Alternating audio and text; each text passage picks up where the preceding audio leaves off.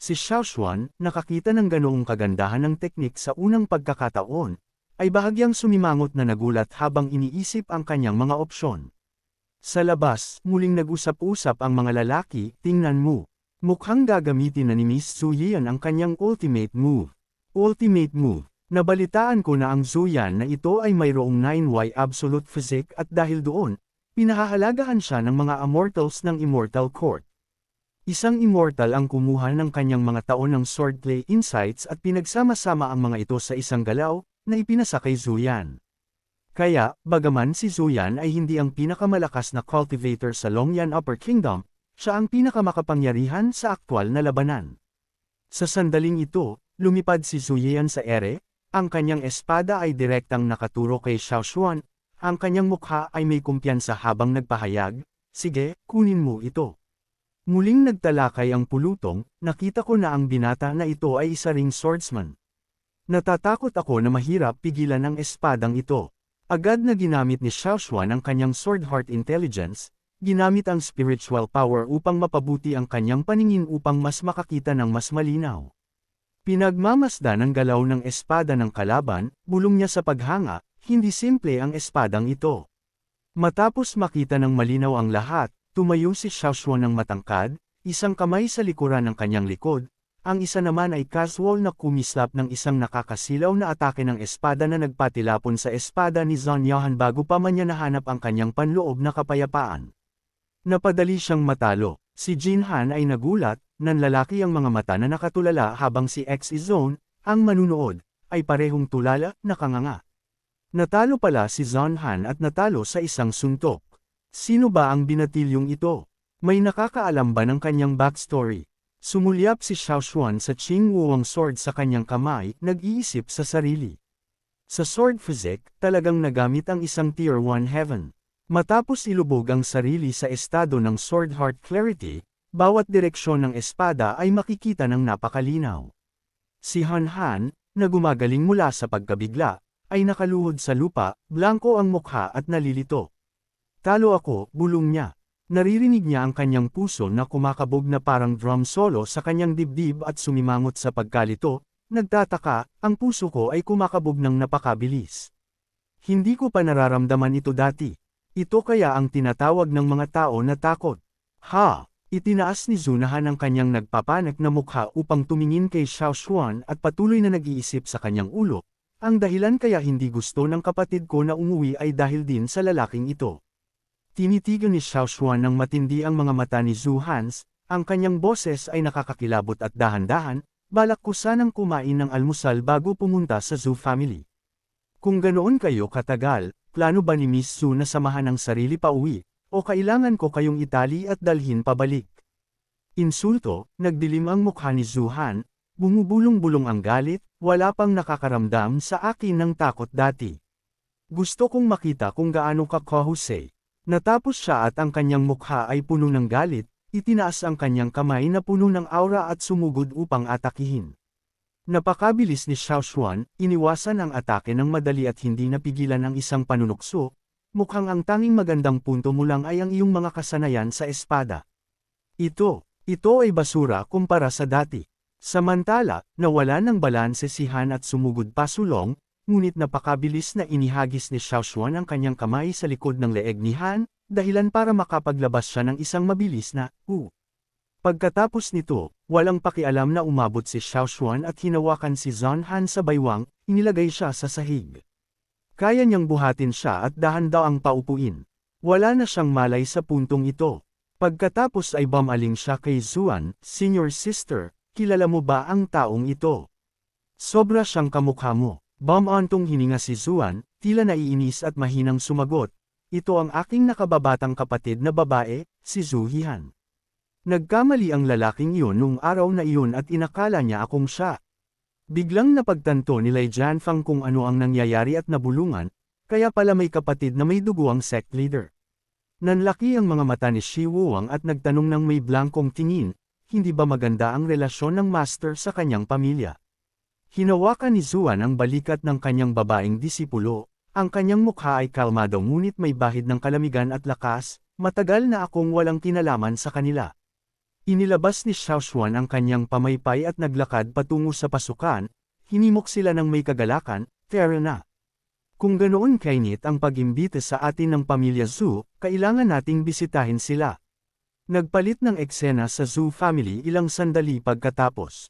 Umalangaw-ngaw ang boses ng isang lingkod sa takot, Master.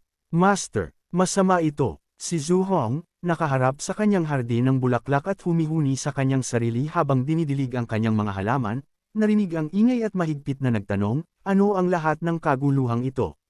Ang lingkod, namutla sa takot, nagkatalaktak, may umaatake sa atin. Lumingon si Zhu Hong na nagulat at sumigaw, ano? Ang lingkod, na naalala ang eksena ng grupo ni Xiaoshuan na sumusugod kasama si Yun Han, ay ikinwento ng nanginginig ang boses, isang dalagang mukhang katulad ng panganay na binibini ang namuno sa dalawang lalaki at isang maliit na babae at sumugod sila. Lahat ng gwardya ay sinubukang pigilan sila ngunit hindi nila ito nakaya. Binugbog din nila ang panganay na binibini at dinala siya. Rito, lubhang nagbago ang mukha ni Zhu Hong, nag-iisip sa sarili, nahimatay si Han. Ang batang iyon ay hindi pala katapat ni Zuan. Mukhang malaki ang pinagbuti ng babaeng Zhu Zuan na ito nitong mga nakaraang taon sa Hongmang sect. Nakita si Zhu Hong na nakatayo doon na nagyelo, sinabi ng lingkod ng nag-aalala, Master, mabilis. Mag-isip ng paraan. Malapit na sila rito. Nahimasmasan si Zhu Hong at, naglalakad patungo sa pasukan, inutusan ang lingkod, pumunta ka at imbitahan ang pinakamakapangyarihang mga lingkod. Ako ang sasalubong sa kanila muna. Sumagot ang lingkod, opo, at tumakbo upang humingi ng tulong. Sa labas, puwersahang binubuksan ng mahigpit na nakasara na mga pintuan. Ibinagsak ni Xiaoshuan ang kanyang mga palad sa mga pintuan, dahilan para ito ay sumabog, na nagpatilapon sa dalawang lingkod ng pamilya na nagbabantay sa pintuan. Tiningnan ni Xiaoshuan ang paligid, tinatapik ang kanyang pamaypay sa kanyang palad at nanunukso na nagtanong, inimbita tayo ng pinuno ng pamilya Zhu. Kaya bakit mahigpit na nakasara ang mga pintuan? Sa sandaling matapos siyang magsalita, lumabas si Zhu Hong upang harapin sina Zuan at Zuan. Sumimangot si Zhu Hong, nagpapanggap na mapagbigay at malakas na sinaway, buong puso kayong inimbita ng aking pamilya Zhu na bisitahin kami. Kung ayaw ninyong dumating, kung gayon, sige. Ano ang lahat ng ito ngayon? Nakita ni Xiaoshuan ang kanyang plano at umismid, sa madaling salita, hindi pa dumarating ang mga karagdagang puwersa, kaya plano mong magkwentuhan muna, sige lang. Gusto kong makita kung anong klaseng karagdagang puwersa ang kayang tawagin ng pamilya Zhu upang bulihin ang mahina. Nagulat si Xiao sa tiwala at mayabang niyang ugali si Zhu Hong. Sumimangot siya, nakaramdam ng kaba at hindi niya maiwasang maramdaman na si Xiaoshuan ay masyadong mayabang at mapagmataas, hindi inisip ang sinuman. Napipi ni Xiaoshuan si Zhu Hong, lumingon kay Zuan at nagpapanggap na isang malalim na nag-aalalang senior, sinabi ni Xuan, paano ka nakisama sa ganitong tao sa loob ng maraming taon? Bakit ayaw mong umuwi? Dahan-daang tumawa si Zuan sa kanyang tahanan. Kalmado siyang tumitig diretso sa kanyang mukha at nagpatuloy sa isang mapanukso at mapanlit na tono, pinag-uusapan mo ba ang pamilya Zhu, ang isa na nagtaboy sa akin bago pa man ako mag-10? Iniwan pa nga ako sa gitna ng walang pakialam kung nabuhay ako o namatay. Narinig ang akusasyong iyon, sandaling nagulat si Zhu Hong, nanlaki ang kanyang mga mata sa gulat. Pagkatapos, nagkasala, itinulak niya ang kanyang mukha, binaba ang kanyang boses at umiiwas na sinabi, nakaalis na iyan sa nakaraan, hindi na kailangang balikan. Sa sandaling iyon, lumapit ang mga yapak. Tatlong lalaking matipuno na nakasuot ng mamahaling kasuotan ang dahan-daang lumapit sa likuran ni Zuan. Ang lalaking nakasuot ng kulay ube na balabal ay kinuyam ang kanyang mga kamao at nagpanggap na nagulat, sumisigaw, hindi ba iyan si Zuan? Ang tatlong ito ay ang pangalawang matanda, pang-anim na matanda, at pangatlong matanda ng pamilya Zhu. Ang pang-anim na matanda ay inilagay ang kanyang mga kamay sa likuran ng kanyang likod at ngumiti ng walang katapatan, nagtatanong, ano ang nangyayari dito? Hindi madali para sa iyo ang bumalik. Bakit hindi ka pumasok sa loob kasama ang iyong ama at magkwentuhan? Naalala ang ginawa niya sa kagubatan 10 taon na ang nakalipas, ngumiti ng may masamang hangarin ang pangalawang matanda at nagtanong, Litlin, naaalala mo pa ba ang pangalawa? Ikaniling ni Zuan ang kanyang ulo upang tingnan ito, kinumpirma ng may sama ng loob. Maaaring kalimutan ko ang lahat, ngunit hindi ko makakalimutan ang panlilinlang ni Zu's second uncle sa akin sa ilang at pag-iwan sa akin. Narinig ang mga mapanukso na salita ni Zu. Xuans, sinama ng tingin ni Xiaohong at sinaway, Xuan queer, huwag kang bastos. Galit na sumimangot ang pangatlong matanda at nagpakawala ng kanyang aura na parang nagniningas na apoy. Bumubulong, sa wakas ay bumalik ka para bisitahin at gumagawa ka pa ng ganoong eksena. Anong uri ng pag-uugali ito?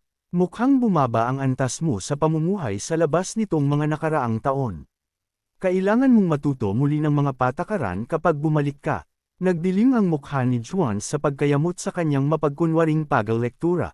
Mahigpit niyang hinawakan ang kanyang Asher Dual Swords nang nagtatanggol, sumasagot sa isang malamig at malayo na tono. Ano ang pakialam ko sa mga patakaran ng pamilya Xiao? Nandito ako ngayon upang linawin na pinutol ko na ang lahat ng koneksyon sa pamilya Xiao. Mula ngayon, magkakahiwalay na tayo ng landas. Wala na tayong kinalaman sa isa't isa. Ibinalik ng pang-anim na matanda ang kanyang mga mata, bumagsak ang kanyang mukha ng hindi masaya at sinaway. Ang pagsasabi ng mga salitang ito ay nangangahulugang wala ng pag-uusapan. Dahan-dahan at naghinagpis na kinilala ng pangalawang matanda, kasalanan lahat ng pangalawang tiyuhin noon. Hindi ka inalagaan ng maayos ng pangalawang tiyuhin at nagkamali lang na nawala ka. Sumimangot ang pangatlong matanda at pinayuhan ng may mapagmataas na paraan, huwag na nating banggitin ang nakaraan. Malapit ka nang pumasok sa palasyo kaya kumalma ka at maghintay ng masunurin sa bahay. Naramdaman ni Zuan ang pagiging katawa-tawa sa kanyang puso at ipinahayag ang kanyang pagkadismaya at sumagot ng napakatalam, iniisip niyo pa rin ba ako na parang maliit na bata noon? Ngayon, kung may sinumang maglakas loob na pigilan ako, wala akong pakialam sa aking espada. Habang malamig niyang ipinahayag, hinugot niya ang kanyang espada at itinutok ang dulo sa mukha ng pang-anim na matanda, na nagulat sa tatlong matatanda. Nanlaki ang mga mata ng pangalawang matanda at umungal. Napakabastos mo nang mamuhay sa labas. Nakalimutan mo na ba kung ano ang hitsura ng iyong tahanan? Galit na sumimangot ang pang-anim na matanda at nagbanta, talaga bang iniisip mo na ang numero 1 pamilya ng Lion Upper Kingdom ay isang lugar na pwedeng balikan-balikan mo lang? Nagkunot din ang noo ng ikatlong matanda at galit na idinagdag, mukhang kailangan ka naming tulungan na alalahanin kung ano ang pakiramdam ng nasa bahay.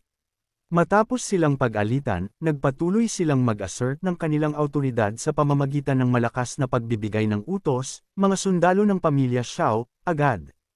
Mga sundalo, lumitaw ang mga sundalo na siksikan, ganap na pinalibutan siya. Nakita na nagpasya silang gumamit ng kapangyarihang militar upang sugpuin siya, humakbang si Juhong pasulong at nagsalita, lahat, anak ko pa rin si Zuan. Xiaohong ngayon, hindi niyo ba ako bibigyan ng mukha? Ang pang-anim na matanda ay hindi nagbabalak na iligtas ang mukha ni Xiaohong at itinuro siya. Tumawa at nanukso at sinaway. Nakikita ko na hindi mo alam kung paano magturo at hinayaan mo ang babaeng ito na maging ganoon kay abangan. Tumawa din ang pangalawang matanda at nagbuli at sumingit. Juhong, ang pagkabigo ng anak na magturo ay kasalanan ng ama. Ang pangatlong matanda ay itinaas ang kanyang mukha ng mayabang at tumawa ng tuwang-tuwa at nagpatuloy. Kung hindi mo kayang magturo, hayaan mong kami ang magturo para sa iyo. Pagkatapos ay malakas silang sumigaw, mga gwardya, protektahan agad ang pinuno ng pamilya. Dalawang sundalo ang humakbang pasulong at hinarangan si Xiaohong gamit ang kanilang mga espada. Ipinakita nila ang kanilang paghamak sa kanya, ngumiti at sinabi, iniisip lang namin ang pinuno ng pamilya.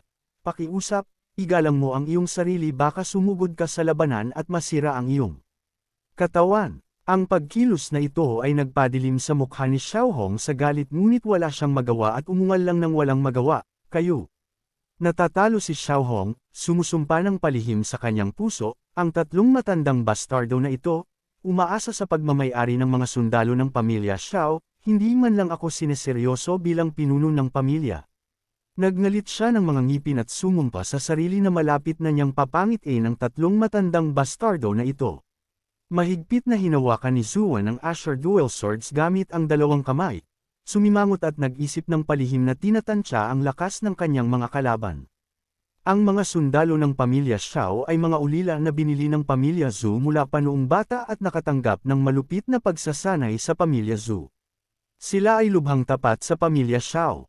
Kabilang sa kanila, ang pinakamababang batayan ng paglinang ay Golden Core at ang mga may magandang talento ay maaaring umabot pa sa Spirit Severing. Nakikita ang lakas ng mga sundalo ng pamilya Xiao sa harap niya, nag-aalala siyang nag-isip. Ang pamilya Xiao ay maaaring maging numero 1 pamilya ng Lion Upper Kingdom. Kalahati ng kredito ay pag-aari ng pagkakaroon ng mga sundalo ng pamilya Xiao. Habang nag-iisip pa si Zuan, lumitaw na si Xiao Xuan sa harap niya at sinabi ng may panunukso, "Wow, ang dami mo palang inihanda na tao." Ang kanyang kamay ay nakataas, nagtitipon ng spiritual kui na parang agos ng tubig na umiikot at sumasayaw. Hindi nagtagal, naging isang walang katulad na espada ito sa kamay ni Xiao Xuan. Tiningnan niya ang grupo ng mga taong nambubuli sa mahina na may madilim na mukha at nagpahayag ng mayabang, "Hayaan ninyong makita ko kung sino ang maglakas loob na humakbang pasulong." Itinuro ng pang-anim na matanda ang kanyang daliri kay Xiao Xuan at malakas na inutusan, "Bakit kayo nakatayo lang dyan?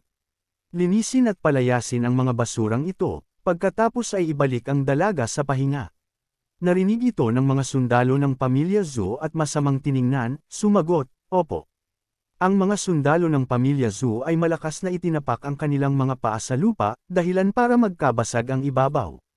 Tumayo sila ng nagbabantay, isang kamay na nakataas ng mataas na may espada at isang kamay na nakakuyom sa harap ng kanilang mga dibdib at sumigaw sa isang malakas at nakakakilabot na paraan, mga sundalo ng pamilya Zhu, sumugod.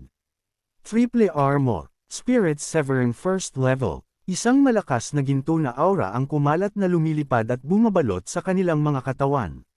Sa panig na ito, desididong naglunsad si Xiao Xuan ng isang atake ng espada ng may paghamak at sinabi, "Batay sa inyong mga tao." Nakita ang sword Q na parang isang higanteng carrot na sumusugod patungo sa kanila. Sabay-sabay na itinuro ng mga sundalo ng pamilya Zhu ang kanilang mga espada sa lupa at bamulong, United Heart Formation, aktibo. Pagkatapos ay lumikha sila ng isang nagniningas na ginto na harang na bumabalot sa kanila upang pigilan ang atake. Nagbanggaan ang dalawang puwersa at ang sword key na nilikha ni Xiao Xuan ay nagkabasag habang ang harang na nilikha ng mga sundalo ng pamilya Xiao ay bahagyang nabasag lamang. Nakita na nagulat si Xiaowan, sumimangot siya at nag-isip sa sarili, "Iyon. Isang espada lang iyon, hinaharang lang ng isang spiritual energy barrier." Kahit na ang tatlong ito ay first stage spirit severing lang, hindi sila biro. At kahit na sila ay top-tier spirit severing cultivators, hindi madaling bumuo ng ganoong kalakas na spiritual energy barrier. Sumingit si Lei Jianfang mula sa likuran, "Shifu, sasama ako sa iyo." Ngunit sternly siyang pinutol ni Xiao Xuan, "Umatras. At alagaan si Wu Wang at ang iyong senior martial sister." Nagbigay sa kanya si Zuan ng nag-aalalang tingin, mahinang nagpapaalala, "Junior. Brother, mag-ingat ka sa pakikipaglaban sa kalaban ng mag-isa." Binalingan siya ni Xiao Xuan, ngumingiti ng nakakasiguro, "Huwag kang mag-alala." Nakita ang mapangahas na atake ni Xiao Xuan kanina, nanlaki ang mga mata ni Xiao Hong sa gulat. Nag-isip siya sa sarili, ang United Heart Formation ay kayang tipunin ang paglinang ng mga nasa porma sayon. Ang tatlo sa kanila ay lahat ng natatanging talento sa loob ng mga tropa ng pamilya Xiao. Ang paggamit ng kapangyarihan ng United Heart Formation upang buuin ang kalasag na iyon ay dapat na kayang pigilan ang isang buong lakas na atake mula sa isang top-tier spirit severing cultivator. Halos masira ito ni Xiao Xuan. Malaki ang mga mata ni Sixth Elder Zeus na nanlalaki. Galit niyang itinuro ang mga tropa ng pamilya Xiao, sinaway at nagbabanta. Isang grupo ng mga walang kwentang basura. Kung hindi niyo mahuhuli ang lalaking ito sa 10 galaw, malilintikan kayo. Malinaw na nanigas ang mga sundalo ng pamilya Zhu, hinimok ang bawat isa, "Dali." Pagkatapos ay sabay-sabay nilang itinuro ang mga dulo ng kanilang mga espada sa lupa upang buuin ang kanilang spiritual energy. Malakas silang nagdasal, United Heart Formation, aktibo. Umagos ang gintong chi na parang isang marahas na bulkan, bumubuo ng isang dambuhalang sphere of chi na nakalutang sa hangin. Naglabas ito ng mahabang kidlat na parang mga bolt ng kuryente na sumasabog sa lahat ng direksyon. Ang enerhiya na ipinatawag ng tatlong sundalo ng pamilya Xiao ay lumakas at naging mas walang hanggan. Kasabay nito, umagos ito patungo sa Chi Sphere sa itaas, nagkokondense sa maraming umiikot na ulap ng Chi na sumasayaw sa lahat ng dako. Tinitigan ni Xiao Xuan ang kanyang mga kalaban, medyo natulala. Nagtaka siya, ang Chi ng tatlong ito ay patuloy na tumataas sa napakaikling panahon. Talagang kaya nitong umakyat ng ilang beses sa loob ng kanilang pormasayon. Matapos dagdagan ng kanilang malakas na spiritual energy, ang tatlong magkakapatid na Xiao family ay naging mayabang at kampante. Itinuro nila ang kanilang mga espada kay Xiao Xuan at malakas na idineklara, lahat kami ay handa para sa isang malaking laban, paslit. Pinapayuhan ka naming sumuko na ngayon. Nanatiling walang pagbabago ang ekspresyon ni Xiao Sos dahil ang kanyang isip ay abala pa rin sa pag-iisip. Tiningnan niya ang pormasayon sa ilalim ng mga paa ng kanyang kalaban, maingat na isinasaalang-alang sa kanyang isip, kahit na may power transfer, imposible na itaas ang cultivation sa antas na ito sa napakaikling panahon. Hindi ito mukhang simpleng power transfer, kundi ginagamit ang pormasayon sa ilalim ng kanilang mga paa upang pansamantalang konsentrahin ang kapangyarihan ng cultivation ng lahat sa kanilang mga katawan. Sa sandaling ito, ang nangungunang sundalo ng pamilya Xiao ay lumukso sa ere. Buong desisyong hinati ang isang kumakalat na espada patungo kay Xiao Xuan habang ngumingiti ng mapanganib, nang ahas kang baliwalain kami. Ngunit madaling lumipad si Xiao Xuan at iniwasan ito. Matapos maunawaan ang core ng problema, ngumisi si Xiao Xuan ng makahulugan, bumubulong, talagang nakakatukso ang pormasyong ito. Masyadong masama, mayroon akong sword heart clarity. Sa mga katulad na cultivation realms, madali lang makita ang mga galaw ng spiritual energy ng kalaban. Habang mayabang na nag-iisip si Xiao Xuan, ginamit niya ang sword heart clarity upang palakasin ang kapangyarihan ng kanyang paningin. Isang singsing ng Qi ang nagtipon sa kanyang mga mata, nagliliyab na parang apoy. Isa pang sundalo ng pamilya Xiao ang sumugod na parang kidlat, puno ng enerhiya, sumisigaw, "Kuya, parating ako para tulungan ka." Hindi nagsalita si Xiao Xuan, malamig na nagpadala ng matalim na taga ng espada pasulong, umatake ng mabilis na agos ng sword Qi na direktang tumama sa tiyan ng kakalipad pa lang, dahilan para siya ay bumagsak ng patag sa kanyang likuran. Bumagsak siya na nakaluhod sa lupa, sumisigaw sa pagkagulat. Ang mga sundalo ng pamilya Xiao sa likuran ay hindi rin inaasahan, tinitigan siya ng nanlalaki ang mga mata at nalilito. Hinawakan niya ang kanyang tiyan, nanginginig ang buong katawan, namumutla ang kanyang mukha habang frantically na sumisigaw sa kanyang puso, paano nangyari ito? Ang lugar kung saan tumama ang liwanag ng espada ay nasira ang katawan at ang operasyon ng spiritual energy ay nahaharangan. Nanlaki ang kanyang mga mata at palihim niyang pinagmamasdan si Xiao Xuan, naghihinala sa kanyang puso. Maaari bang ang kanyang espada kanina ay tumpak na hinulaan ng aking ruta ng operasyon ng spiritual energy? Ang pag-asa lang sa isang sword Qi na tumama sa aking katawan kanina ay naharangan na ang operasyon ng aking spiritual energy. Habang ang isa pa ay tulala at nag-iisip, sa panig na ito ay itinaas ni Xiao Xuan ang kanyang kamay at sinimulan ng isa pang sword technique upang umatake habang mayabang na ngumingiti, hindi pa tapos. Lumipad ang liwanag ng espada sa kaliwang balikat ng sundalo ng Zhu, dahilan para siya ay sumigaw sa takot, naramdaman ko na naman iyan. Tama nga, sinasadya niyang harangan ang operasyon ng aking spiritual energy. Hindi ko siya pwedeng hayaang magtagumpay. Nagpumiglas siyang umilag habang binabalaan ang taong nasa harap, "Kuya, mag-ingat." Ngunit huli na ang lahat. Ang agos ng liwanag ng espada ay tumagos diretso sa gitna ng dibdib ng kuya. Agad na bumagsak ang kuya, nanginginig at hawak ang kanyang katawan, nagkatalaktak, ang spiritual energy ko ay hindi na gumagana. Hindi binigyan ni Xiao Xuan ng oras para mag-react ang mga ito. Lumipad siya ng mataas, diretsong tinarget ang pangalawang kuya at bumaba, hindi nakalimutang purihin ang kanyang kalaban, medyo mabilis ang reaksyon. Itinaas ng pangalawang kuya ang kanyang espada sa harap niya gamit ang dalawang kamay. Pinipigilan ng malakas na atake ni Xiao Xuan. Sa sandali ng kanilang harapang paghaharap, dalawang tao na may dalawang ganap na magkasalungat na emosyon, isang tao ang nagngalit ang mga ngipin at nagpumiglas na pigilan, ang isang tao naman ay ngumiti ng may kumpiyansa at mayabang. Ang natitirang sundalo ng pamilya Xiao ay nasaksihan ng mahirap na pagtutol ng kanyang dalawang senior na kapatid at sumigaw sa takot, "Kuya!"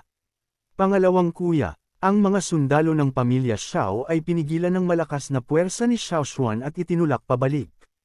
Ang pangalawang kuya ay nagtatanggol pa rin, nakaluhod sa lupa na may espada na nakataas ng paalang sa harap niya. Ngunit di nagtagal, nawalan ng lakas ang mga kamay ng pangalawang kuya, bumagsak sa lupa. Tinitigan niya ang kanyang nanginginig na mga braso, bumubulong sa takot. Ang mga braso ko ay namamanhid na. Ang mukha ni Xiao Xuan ay kasing lamig ng yelo. Itinaas niya ang kanyang Qing Wuwang sword, handa na magbigay ng huling suntok at hindi napigilan ang isang mapanuyang papuri, ang spiritual energy ng daan-daang tao na nagtipon sa tatlong katawan. Medyo kahanga-hanga talaga, aminin ko. Kung talagang iyo ang kapangyarihang iyon, medyo matatakot ako. Pero, haze, dramatiko siyang nag-click ng dila. Casual na inindayog ni Xiao Xuan ang kanyang espada sa isang makinis na arko mula harap hanggang likuran. Ang enerhiya ng espada ay nagpakawala ng buhawi na lumalabas ng may matinding kapangyarihan at agad na tinangay ang matatabang sundalo ng pamilya Xiao. Ganap silang nalukab ng malakas na puwersa, lumilipad sa ere, nagkalat ang mga sandata sa lahat ng dako sa gitna ng mga sigaw ng takot. Nang matapos ang one-sided na bagbog, ang mga sundalo ng pamilya Zhu ay umulan na parang dumplings. Sumulyap si Xiao Xuan sa kaawa-awang tambak at idinagdag ng may ngisi, napakadaming raw spiritual power ngunit walang kontrol at pino. Ang sirkulasyon ng inyong spiritual energy ay kasing obvious ng isang bonfire sa hating gabi. Halos walang hirap na nakitungo sa inyong mga paslit. Basag at bagbog, nagpumiglas silang tumayo, nagpalitan ng litong tingin, ang kanilang mga mukha ay gusot. Sumigaw sila ng galit, ang spiritual energy ko ay hindi na gumagana. Akin din, kakablock niya lang ng lahat ng spiritual energy natin. Sinama ng tingin ni Xiaohong si Xiao Xuan, ang lalaking may isang espada. Ang kanyang isip ay gulong-gulo, isang kilabot ang bumaba sa kanyang gulugod. Nagtaka siya, tao ba ang lalaking ito? Monster ba siya? Seryoso, ganoon kalakas si Xiao Xuan. Bumaling si Xiao Xuan sa kaawa-awang labi ng hukbo na nakaluhod na ngayon sa lupa at nagtanong sa malamig na boses, may iba pa bang gustong lumaban sa akin? Nakita ang mapangahas at malakas na poster ni Xiao Xuan na may aura ng malamig na layunin na pumatay. Ang buong grupo ay namutla sa takot, nakanganga ang kanilang mga bibig, hindi makapagsalita. Bigla, isang boses ang nanggaling sa likuran ni Xiao Xuan, kung kaya mong sirain ang United Heart Formation ng pamilya Xiao, ako, ang matandang lalaking ito, ay humihingi ng paumanhin sa aking nakaraang pagkabulag. Dapat ikaw ang maalamat na Elder Xiao Xuan.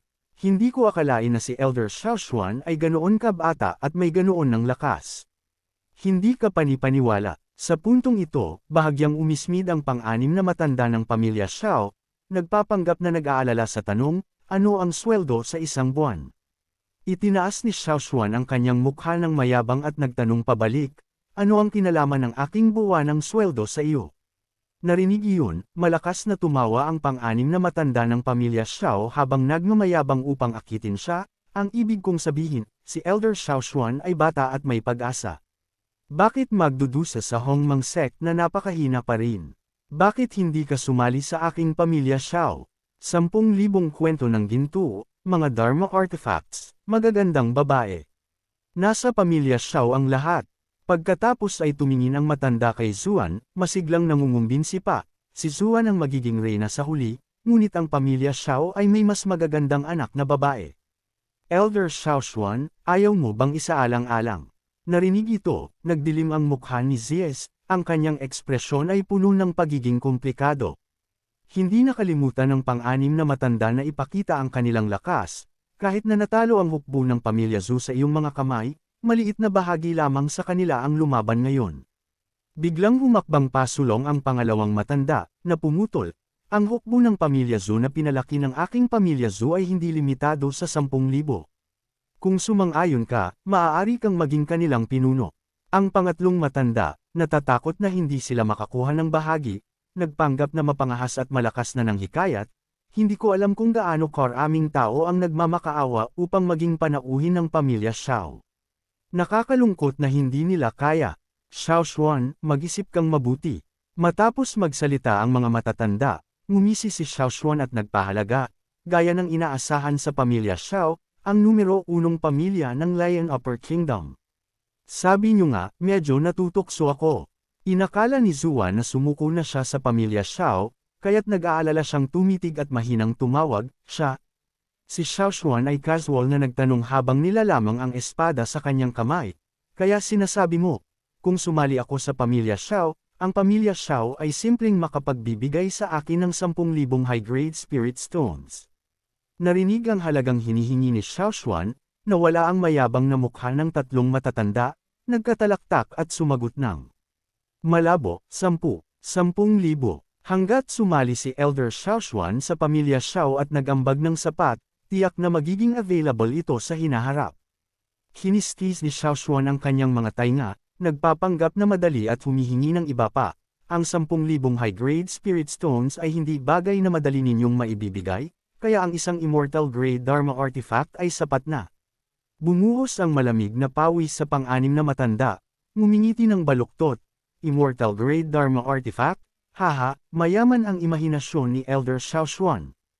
Umismid si Xiao Xuan at hinusgahan, kaya wala kang immortal grade Dharma artifact at wala ring immortal grade cultivation method.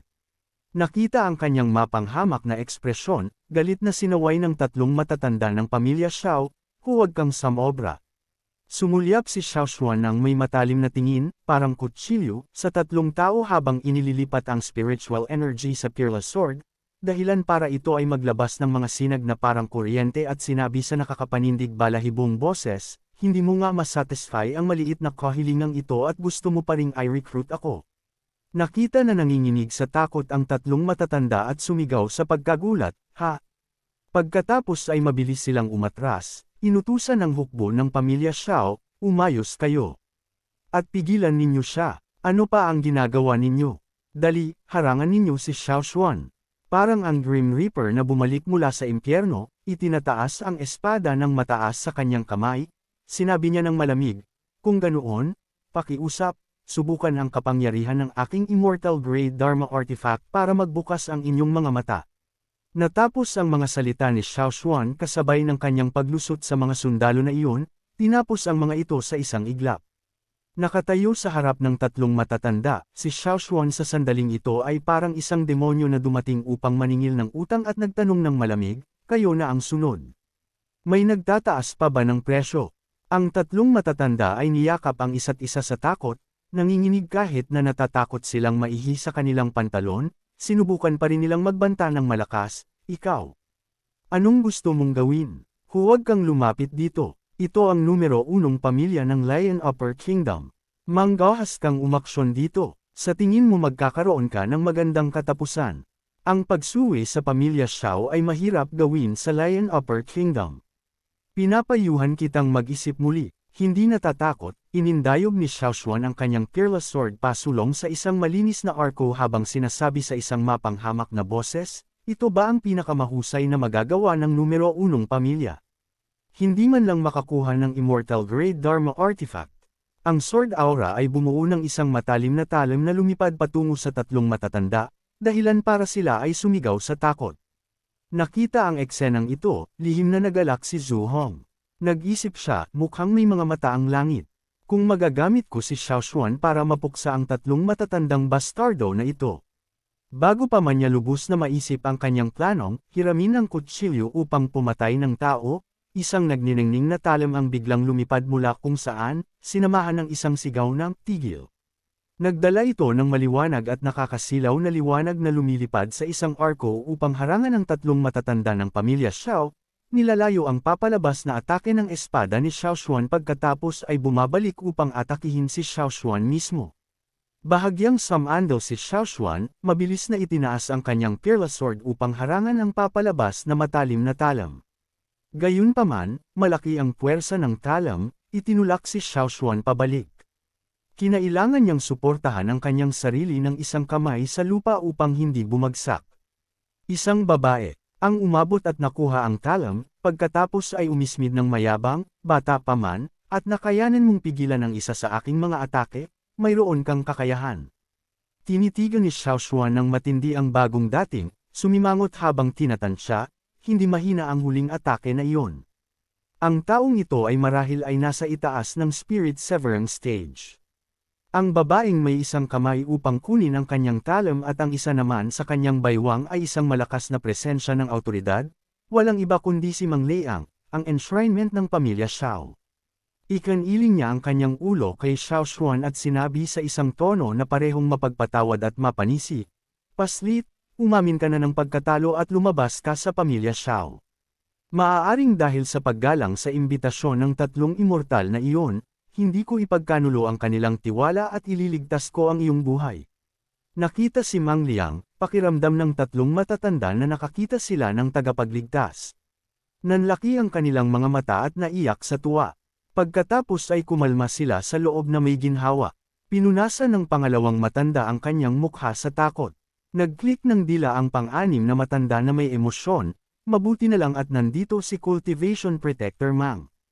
Masayang sinabi ng pangatlong matanda, "Salamat sa Diyos." Tiningnan ni Xiao Xuan si Mang Lang ng mahigpit, biglang hindi nagsasalita.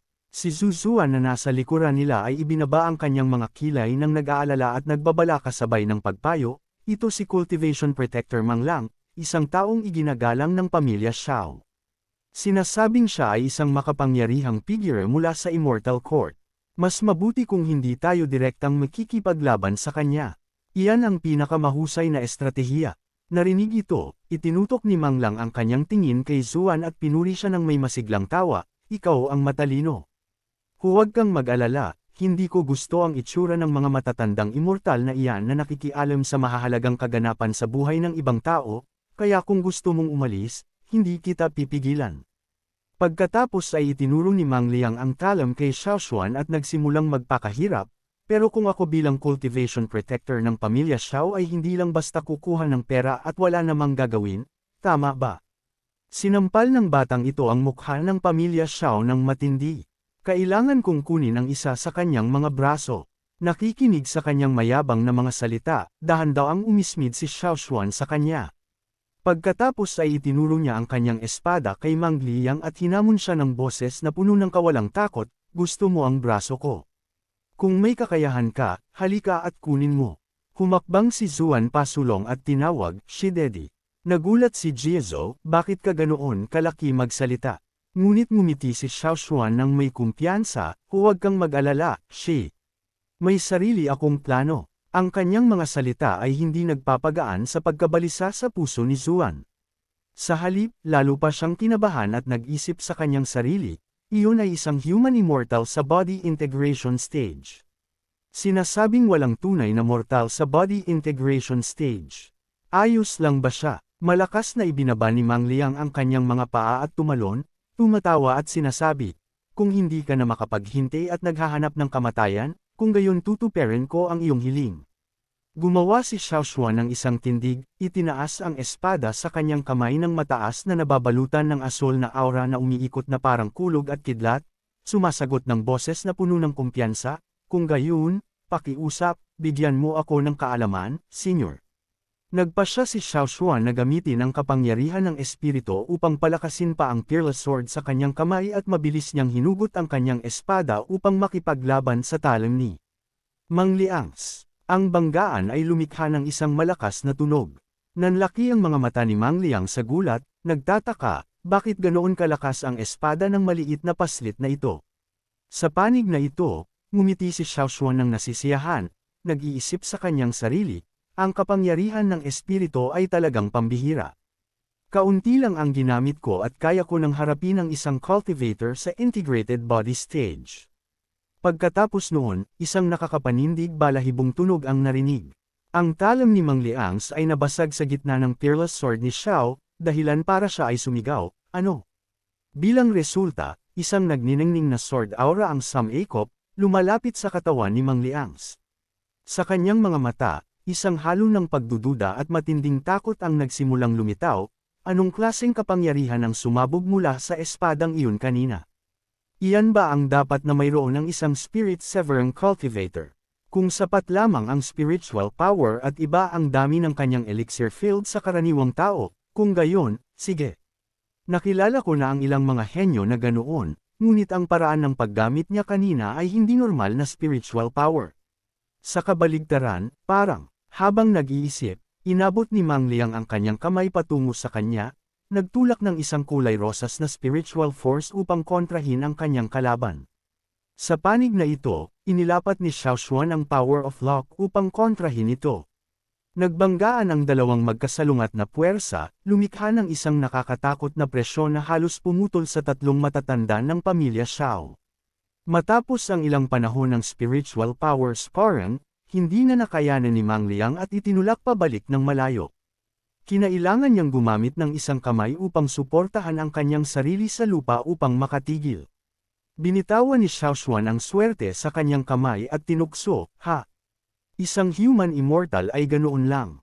Pagkatapos ay hinawakan niya ang payat na kamay ni Zuan at tinapos ng may matatag na conclusion, ang gustong sabihin ni Shi ngayon ay naging malinaw.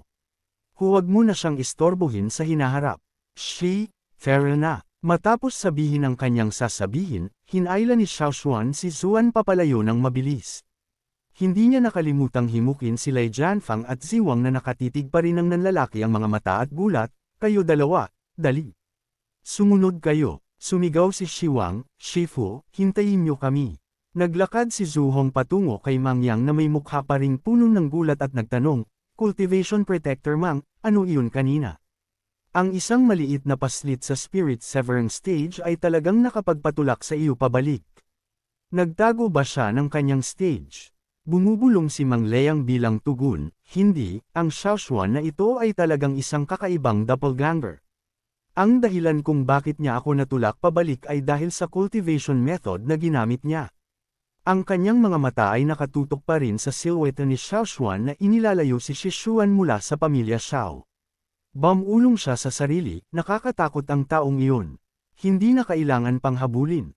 Sa ibaba ng body integration stage, hindi siya katapat ng ordinaryong tao. Nakita ni Mang Liang na hinayaan niyang dalhin ni Xiao Xuan si Zhu Zuan papalayo.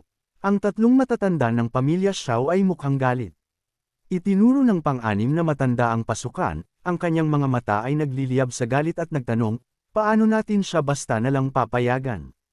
Kung hahayaan natin siyang umalis ng ganito, paano tayo sisigot sa kanyang kamahalan? Kalmado si Mang Liang, casual na iginalaw ang kanyang kamay, kung ganoon, kayo na lang ang humabol sa kanya. Kung mamatay kayo, wala akong pakialam. Namutla ang mukha ng tatlong matatanda nang marinig iyon. Si pangalawang matanda ay kinabahan, lumunok ng laway at nanatiling tahimik. Nagbago ang tono ng pang-anim na matanda, bumubulong, kailangan pa rin ito ng mahabang pagpaplano. Sumingit ang pangatlong matanda, sumisipsip, tama. Kailangan pa rin ng mahabang pagpaplano. Biglang naging masigla si Xiao Hong. Nagmamadali siyang lumabas ng gate habang lumingon upang ipahayag, pupunta ako para magulat sa kanyang kamahalan. Sinasabi na si Zhu Zuan ay nalinlang ng isang tao mula sa Hongmang sect at nagbanta na papatayin ang sarili kung hindi niya makukuha ang gusto niya. Tiyak na patatawarin tayo ng kanyang kamahalan. Naglakad papalayo si Xiao Hong na lihim na nagagalak, nagtataka, Xiao Xuan, sa pagkakataong ito, talagang malaki ang naitulong mo sa akin. Kasabay nito, pabalik sa Heavenly Secrets Pavilion, matapos bumalik sa silid habang abala si Zuan sa pagsasara ng pinto, nanlaki ang mga mata ni Shiwang. Pinagdikit niya ang kanyang mga kamay at taos pusong nagmakaawa, pakiusap, Shifu, napakagaling mo kanina. Ang galaw na iyon, maaari mo ba akong turuan kapag libre ka?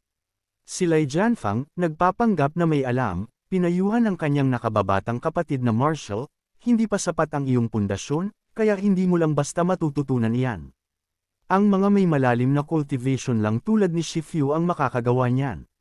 Biglang natisod si Xiao Xuan patungo kay Zuan habang naglalakad ito, ikinagulat ang kanyang dalawang disipulo na sumigaw, Shifu. Sa sandaling ito, sa mga dulo ng daliri ni Xiao, nagsimulang lumabas ang mahabang guhit ng dugo. Sinusuportahan ni Zuan ang kanyang balikat na may napakabalisa na ekspresyon, Shidi, nasugatan ka ba? Bahagyang sumimangot si Xiao Xuan, casual na sumasagot, maliit na sugat lang. Tinulungan siya ni Zuan na umupo sa kama, pagkatapos ay dahan daw ang sinisi siya, talagang pabaya ka. Dali, humiga ka sa kama at magpahinga. Dahan-daang tumawa si Xiaoshuan, ipinaliwanag, hindi ba iyon lang ang paraan kapag wala ng ibang opsyon? Tiningnan siya ni Zuan na may nananatiling awa, idinagdag, pero buti na lang at naitulak mo pabalik si Mang Liang.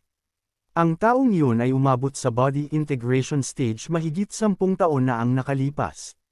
Naalala ang nasaksihan niya noong nakaraan, ikinwento niya ng may bahid ng takot. Noong bata pa ako, nakita ko pa siyang pinuksa ang hukbo ng isang dinastiya sa isang kaway lang ng kanyang kamay. Siya ay isang tunay na Earth Immortal. Ikiniling ni Xiaoshuan ang kanyang ulo upang tingnan ang kanyang senior martial sister. Ang kanyang mga mata ay nagpapakita ng isang mapagmataas na tingin, nagbibiro ng may panunukso. Ganoon kalakas, ha? Kung gayon, kailangan kong bumalik at magmayabang sa senior brother Zhang na pinahirapan ko ang isang Earth Immortal ngayon. Hindi nakayanan ni Zuan ang mapanliit na ugali ni Xiaoshuan. Galit niyang hinawakan ang kanyang nasugatan na kamay, inalog ito ng malakas at sinaway, haanga ako kung makakabalik ka pa ng buhay para sabihin iyan. Halos mamatay ka kanina. Nanlaki ang mga mata ni Xiaowan at sumigaw, masakit. Masakit. Senior martial sister, dahan-dahan. Namula si Zuan at binitawan ang kanyang kamay. Ngumiti si Xiaoshuan ng may pagmamahal, dahan-daang nagpakalma sa kanya, relax, senior martial sister. Alam ko ang aking mga limitasyon. Hindi ba ayos lang ako ngayon? Kahit na sapat lang ang lakas ko para sa isang galaw, tiwala ako na ang galaw na iyon ay tiyak na makapagpatulak sa kanya pabalik. Naalala ni Xiaoshuan ang gulat na mukha at mga salita ni Mang Lang nang magbanggaan ang kanilang spiritual energy. Ang isang tulad niya ay marahil ay hindi pa nakakakilala ng kalaban sa loob ng maraming taon. Biglang naitulak pabalik ng isang taong ang cultivation realm ay hindi man lang kasing antas niya sa isang galaw, tiyak na pipiliin niyang magmasid at umangkop. Pagkatapos, tahimik na tinatansya sa kanyang puso, kahit na ang galaw na ito ay umubos ng lahat ng spiritual and mental energy na naipon ko sa mahabang panahon, hindi ito isang pagkatalo. Hindi na kumbinsi si Zuan at patuloy na nagreklamo, masyado ka pa ring pabaya. Kasasabi lang niya nito nang lumipad ang isang paper crane sa bahagyang nakabukas na bintana. Nakita ang crane na lumilipad patungo sa kanya, nagulat si Zuan, ha? Hindi ba ito ang message talisman na pinakagusto ni Senior Brother Zhang na gamitin? May kailangan bang madaliin? Sinasabi iyon, inilabas niya ang kanyang kamay upang hulihin ang paper crane, nagsimulang makatanggap ng impormasyon sa kanyang utak. Ilang segundo pagkatapos, iginalaw ni Zuan ang kanyang mga labi upang ipahayag, may problema na naman sa Ancestral Hall ng sekta. Gusto ni Senior Brother Zhang na bumalik tayo kaagad. Tiningnan ni Shidowan si Xiaoshuan na may nag-aalalang tingin, magsasalita sana ngunit pinutol siya nito, mahalaga ang mga bagay sa sekta, senior martial sister. Mauna ka na, hindi ako sasama sa iyo. Sasamantalahin ko lang ang oras para magpagaling at maghanda para sa National Rock War. Nagsimulang maglakad si Zuan patungo sa pinto, lumingon upang sabihin ng may tiwala, sige, hihintayin kitang bumalik sa Hongmang Sect. Ngumiti ng banayad si Xiaoshuan bilang tugon, kung gayon, nasa iyong mga kamay ang Hongmang Sect, senior martial sister. Umupo si Xiaoshuan na nakakross ang mga binti sa kama, nakapikit ang mga mata, itinaas ang kanyang kamay upang patakbuhin ang kanyang cultivation chi, na wala sa pag-iisip. Nagbulong-bulong siya, masyadong mabilis na tumataas ang aking cultivation realm kamakailan. Oras na para maayos na magsanay. Pagkatapos ay sinabi niya sa kanyang dalawang disipulo, kayo dalawa, maghanda kayo. Bukas, sundan ninyo ako sa pinakamataas na tuktok sa lugar na ito upang magsanay. Walang sword kinesis. Magdala ng 100,000 kadis at umakyat sa bundok. Masiglang itinaas ng makapangyarihang babaeng si Xu Shuang ang kanyang kamao at nagpalakpakan, mahusay. May natututunan na naman kami. Samantala, kinamot ni Lei Jianfang ang kanyang ulo, bumubulong sa kanyang tiyan, 100,000 kadis. Hindi ba sinabi ni Shifu na nagpapasanay siya? Paano naging pagpapasanay sa amin? Kinabukasan, sa mga hagdanan paakyat ng bundok, si Xiaoshuan ang nagdala ng isang malaking bato sa harap, sinundan ng isang nasasabik na si Shiwang na may dalang mga bato gamit ang dalawang kamay, at si Lei Jianfang na tamad na nagdadala ng mga bato sa likuran. Bilang tugon sa prosesong ito, nagnotifikasyon ang system, inutusan ang mga disipulo sa cultivation, ginantimpalaan ng 200 araw ng cultivation. Pagkatapos, patuloy na nakatanggap si Xiaoshuan ng feedback mula sa system kapag nagsasanay sa training ground, nakikipagkompetensya sa martial arts arena combat experience, at maging sa pagsasaliksik ng mga cultivation methods, tahimik na cultivation, tumataas ang cultivation realm ng isang araw muli. Sa Heavenly Secrets Pavilion, tiningnan ni Xiaoshuan ang berdeng sable ng may interes, nagkomento, "Oy, hindi masama ang sable na ito." Naunawaan ni Zhujian ang kanyang intensyon at agad na sinabi, "Ipapahatid ko ito sa iyong tirahan kaagad." Bilang tugon sa kanyang kilos, naglabas din ang system ng isang notifikasyon, ang mga ari-arian ng Heavenly Secrets Pavilion ay tumaas. Nagpalit ng eksena sa teleportation formation ng Longyan Empire. Matagal na naghintay si Xiaoshuan at ang kanyang 2 disipulo at nagsimulang mainip. Nagtataka, bakit hindi pa dumarating sina Chungling Daoren at ang iba pa? Nagkunot siya ng kilay sa pagkabigo, bumubulong sa pagdududa, nagkamali ba ako ng araw? Sa sandaling iyon, 3 haligi ng spiritual chi fluctuations ang biglang lumitaw sa gitna ng teleportation formation na umakit sa atensyon ni Xiaoshuan. "Hoy, may dumating." Si Ying Shengyu, na mukhang matalas sa kanyang kulay ube na martial arts outfit, ay bumati sa kanila ng nakakuyom na kamao, "Sorry, Shifu. Natigil ako sa daan. Hindi ko sinasadya na paghintayin ka." Sa magkabilang panig niya ay si Ying Fan na nakakrus ang mga braso at mukhang cool at malayo, at ang masiglang kamakaway na si Chongling Daoist. Ipinikit ni Xiaoshuan ang kanyang pamaypay at tumawa, "Oy, sa pagitan nating master at disipulo, kailangan pa ba ng formalidad?" Sa tabi niya, abala si Yan sa pagtansya kay Xiaoshuan, ilang araw pa lang, pero ang aura ng taong ito ay mas malalim pa kaysa dati. Napansin ni Xiaoshuan ang tingin ni Yan at binati siya, "Yu, Yaang, kumusta? May pag-unlad ba sa cultivation mo kamakailan?" Ibinalik ni Yan ang kilos ng nakangiti, hindi may kukumpara sa pag-unlad ni Xiao Zhang. Pagkatapos ay nagtanong si Xiaoshuan, si Weiyo?" Naalala ni Ying Shengyu ang nakatuon na cultivation ni Wei Jias habang naghahanda siya para sa kanyang breakthrough at sumagot ng may kaunting pagkabahala, nagsusumikap siyang mag-breakthrough. Naghahanda siya para sa isang heavenly tribulation anumang sandali, kaya duda akong makakarating siya. Nagkibit balikat si Xiaoshuan, "Kaya anong nangyayari? Hindi ba tayo kulang ng isa?" Itinuro ni Ying Shengyu ang kanyang sarili, "Matagal na, Shifu. Hindi mo ba napansin na may kakaiba?" Nagpahinga si Xiaoshuan sa kanyang baba, nawala sa pag-iisip sandali. Pagkatapos ay itinuro niya si Ying Shengyu, nagpapanggap na nagulat, "Oh, wow! Nagsusuot ka na pala ng damit ng babae. Mukhang maganda ah." Naiinis na hindi nakuha ni Xiaoshuan ang punto niya, sumagot si Ying Shengyu, "Binago ko ang buong estilo ko, okay." Nagseryoso si Xiaoshuan at naglabas ng isang nagniningning na sable, "Nagbibiro lang ako. Napansin ko agad nang dumating ka. Dapat ay nagsusumikap ka sa iyong cultivation. Nagkataon lang na bilang iyong Shifyo, mayroon akong heaven grade low rank saber na ibibigay sa iyo bilang gantimpala." Tinanggap ang sable, inilagay ni Ying Shengyu ang isang kamay sa kanyang balakang at itinaas ang espada ng mataas na may kumikinang na mga mata, "Salamat, Shifu." Si Yan at Chong Iling Daoist, nang makita ang sandata, ay sabay-sabay na sumigaw sa gulat, isang heaven grade saber. Habang naguguluhan sila sa Dharma artifact, sinusuri ni Xiaoshuan ang cultivation level ni Ying Shengyu, nag-iisip sa kanyang sarili, talagang pambihira ang Tyrant Emperor physique. Napakabilis ng kahusayan. Ang bilis ng kanyang cultivation ay parang sumasakay sa rocket. Tahimik na tumayo si Yun, sumulyap kay Xiaoshuan at bumulong sa kanyang sarili, bigla na lang nagbigay ng heaven grade saber sa kanyang disipulo. Kailangang bantayan ang taong ito. Pagkatapos ay lumingon si Xiaoshuan upang umalis, sumulyap sa likuran habang ginagawa, "Fair na. Kung mahuli tayo, malalampasan natin ang opening ceremony." Sa sandaling iyon, nagring ang system, nakita na nagregalo ang host sa disipulo ng isang kill in heaven grade low rank saber. Doble ang gantimpala, nakatanggap ang host ng isang kill and heaven grade low rank saber.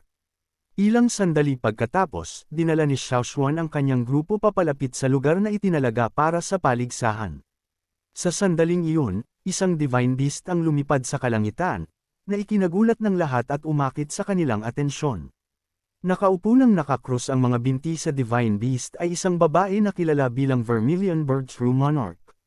Si Shi Wuwang, na hindi pa nakakita ng divine beast dati, itinuro ni Chunling dazed at nagtanong, "Wow, ano iyan?" Nagugulat na ipinaliwanag ni Chong Iling Daoist, iyan ang Vermilion Bird Divine Beast ng Vermilion Bird True Monarch. Nagulat si Shi Wang, muling nagtanong. Isang divine beast, si Ying Shengyu, na puno ng kaalaman, ay sumingit, narinig ko na ang ilang Yao beasts. Pagkatapos mag-cultivate sa isang tiyak na antas, ay unti-unting umaangat sa pure bloodlines. Sa puntong iyon, maaari pa silang mag-cultivate sa tunay na anyo ng isang sinaunang divine beast. Nakita ko lang ito sa panahon ng National Lock War. Mula nang bumagsak ang Order of the Heavenly Tao, walang sino man ang nakapag-breakthrough sa body integration realm upang umakyat sa immortality. Ngunit may malaking pagkakaiba sa pagitan ng isang ordinaryong body integration realm cultivator at body integration realm great expert. Ang mga taong umabot sa antas na ito ay ginagawang iba ang kanilang sarili sa mga mortal, na nagtatatag ng kanilang sariling mga heavenly courts. Ngunit ang Qinglong True Monarch ang namuno sa tradisyon ng National Lock War sa loob ng daan-daang taon. Kung ito ay ibinalik sa Vermilion Bird True Monarch sa pagkakataong ito, may nangyari kaya sa Heavenly Court? Pinanood niya ang lumalayong figure ng Vermilion Bird, lihim na umismid. Shu Exa Xiao, mukhang sa buhay na ito, nakatadhana tayong magkita. Naaalala ang kanyang nakaraang buhay, nag-isip siya, sa aking nakaraang buhay, aksidente akong nahulog sa Yellow Tablet Space at naging kaibigan si Ying Shengyu. Natuklasan niya na mayroon akong spiritual sense physique at inanyayahan niya ako sa National Lock War na iyon. Sa National Lock War, napilitan ako sa isang desperadong sitwasyon at napilitang ilabas ang sinaunang True Word secret move. Ang sinaunang True Word, na palaging ipinapasa mula sa dakilang ninuno ng spiritual sense physique, ay binubuo ng 9 na karakter. Mga piraso lamang ang natitira hanggang ngayon. Kung makolekta ang lahat ng 9 na karakter, maaari silang makipag-ugnayan sa Heavenly Dabyo. Hindi ko lang ito sinasabi, lahat ng tao sa Heavenly Court ay desperadong gustong magkaroon nito. Sa aking nakaraang buhay, hinabol ako ng mga tao ng Heavenly Court dahil dito, at wala akong pagpipilian kundi gamitin ang 3 karakter upang ipagpalit ang proteksyon ng Vermilion Bird True Monarch. Naalala ko nang si Yaon ay nasa matinding paghihirap, inabot ng Vermilion Bird at ngumiti ng mapanganib na nagsasabi, kung ang sinaunang true words iyan, kung gayon mananatili ka sa aking tabi sa hinaharap. Gayunpaman, bawat cultivator na nagko-cultivate ng 9 na divine words ay sasalakayin ng kanilang isip ng Heavenly Deo. Tanging ang spiritual sense spirit body lang ang makakapigil sa pagsalakay na ito. Sa kabutihang palad, hindi pinansin ng Vermilion Bird True Monarch ang mga side effects nito. Kaya, sinamantala ko ang pagkakataon na gumamit ng mga trick upang yumuko ang Vermilion Bird True Monarch sa akin. Sa buhay na ito, nakakolekta na ako ng 5 divine words ng maaga, at mayroon na akong kapangyarihang lumaban sa body integration realm. Sa pagkakataong ito, hinding-hindi ko ipapakita ang aking ultimate move sa harap ng lahat, ngunit kailangan ko pa ring hulihin ang aking Vermilion Bird True Monarch. Naglalakad sa harap, matalas din na napansin ni Xiao Xuan ang mga pagbabago sa likuran niya. Sumulyap siya at nag-isip, ang paglipad ng Vermilion Bird True Monarch ay tila nagpagulo sa enerhiya ng espiritu niyon. Mukhang excited talaga siyang makita ang Vermilion Bird True Monarch. Pagkatapos ay ipinadala niya ang kanyang boses kay Ying Shengyu at nagtanong, "Xinga, kasama mo ba si Yaon kamakailan?" Mabilis na sumagot si Ying Shengyu, "Oo, mukhang mayroon siyang espesyal na network ng impormasyon at palaging alam ang balita tungkol sa mga heavenly treasures. Sa tingin ko, napakinabanggan ko ito kaya lagi ko siyang sinusundan." Narinig ito ni Xiao Xuan at nag-isip, itong siyan ay kumikilos ng misteryoso at hindi pa nakakagawa ng anumang nakakagulat. Ang kanyang cultivation ay napakatahimik din. Hindi ito mukhang transmigrating, mas tulad ng rebirth. Sumulyap siya pabalik sa masamang ekspresyon nito, bumulong sa sarili, kailangan kong maghanap ng pagkakataon para obserbahan siya. Ang eksena ay lumipat sa Elshang Realm, isang lugar kung saan mayayabong Atlanti ang mga puno at kagubatan, at sa di kalayuan ay mga hanay ng bundok na naglalabas ng usok. Sa ilalim ng dalawang sinaunang puno, lahat ng dumating upang makibahagi sa National Rock War ay naruroon. Nakatayo sa itaas, nagsimulang magsalita ang battle conductor, maligayang pagdating sa lahat sa Dragon Ascension Realm. Sa susunod na 10 araw, maglalaban-laban kayo upang makahanap ng mga kasama sa koponan na lalahok sa ikalawang round. Habang sinasabi ito, dinala ng mga tauhan sa ibaba ang mga token sa mga kalahok at umalangaw-ngaw ang boses ng battle conductor, nagpapaliwanag, ito ay mga token na naglalaman ng National Fortune Power ng Upper Kingdom, isa para sa bawat isa sa inyo. Ang inyong susunod na gawain ay hawakan ng mahigpit ang inyong token. Pagkatapos, maaari ninyong subukang agawin ang mga token mula sa iba. Ang National Destiny Power na nilalaman sa token na ito ay magiging makapangyarihan ninyong katulong sa finals. Kaya bago iyon, tiyakin na hindi ninyo mawawala ang inyong token sa loob ng 10 araw na ito. Ang mga mawawalan nito ay aalisin. Sinasabi ito, nagkayem siya ng kamao at idiniin, anumang koponan na mawala ng token pagkatapos ng 1 araw ay aalisin. Bukod pa rito, hindi pinapayagan ng mga miyembro ng koponan na patayin ang isa't isa bago magdesisyon kung aling koponan ang makapasok sa finals. Well, good luck sa inyong lahat.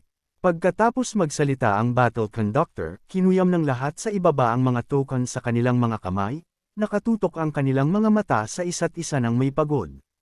Hinawakan ni Xiao Xuan ang token sa kanyang kamay at sinabi ng nakangisi, protektahan ang sariling token ng maayos at pagkatapos ay subukang agawin ang token ng ibang tao. Anong nakakatawang brutal na panuntunan? Idinagdag ni Chong Iling Dao Ren na may isang kamay sa kanyang balakang, ayon sa mga panuntunan, kahit wala tayong gawin, maaari pa rin tayong umaban pagkatapos ng 10 araw, hanggat pinuprotektahan natin ang sariling token. Maaaring magkaroon lang tayo ng mas kaunting tulong kaysa sa iba sa panahon ng kompetisyon. Nagtaka si Lai Xianfang na nakatayo sa gitna nila, ano sa tingin ninyo, dapat ba tayong aktibong makipagkompetensya o maging maingat? Pagkatapos ay nagsalita si Ying Jingyu, ibabalita ko sa inyo ang ilang impormasyon na alam ko. Naalala niya ang impormasyon na kanyang nakalap at mabilis itong sinabi, sa National Fortune War na ito, may kabuuang 5 Upper Kingdoms ang nakikilahok, nahahati sa mga kaharian ng Lian, Biu, Xinyue, Shuangyi, at Chu. Ang mga basalyo ng bawat bansa ay may hindi bababa sa 5 royal dynasties na nakikilahok. Kabilang sa kanila, bukod sa Lion Upper Kingdom, ang iba pang mga Upper Kingdoms ay mayroong lahat ng Spirit Severing Stage powerhouses na nagbabantay, kabilang ang Protector General Shang Fiyu ng Vassal Great Chu Royal Dynasty ng Bu Upper Kingdom, ang Immortal Yaim Jiupon ng Vassal Little One Royal Dynasty ng Qingqi Upper Kingdom, ang Ghost King Huayong ng Vassal Blood Spirit Royal Dynasty ng Shuangyi Upper Kingdom, at ang Carefree King Lushan Yu ng Vassal Mountain Taste Royal Dynasty ng Chu Upper Kingdom. Tungkol naman sa Longyian Upper Kingdom. Sa puntong ito, biglang huminto si Ying Shengyu, pagkatapos ay iginala ang kanyang mga mata sa likuran niya at dahan-daang nagpatuloy. Ang taong naglalakad doon ay ang pinakamalakas na puwersa sa labanan sa ibabaw ng Lion Upper Kingdom sa ngayon, ang National Teacher Chen Quan ng Godly Eagle Royal Dynasty. Sinasabing umabot na ang kanyang cultivation sa Naent Soul Stage. Narinig ang pamilyar na pangalan, galit na umismid si Chongying Dao Ren, na pumutol, Shenyuan. Ang kasuklam-suklam at traidor na matandang iyan. Buhay pa rin siya. Tumingin si Ying Shengyu na nakatayo sa tabi niya ng may pagkalito, kilala mo siya. Like, comment, share, and subscribe naman dyan mga ito go. Maraming salamat po.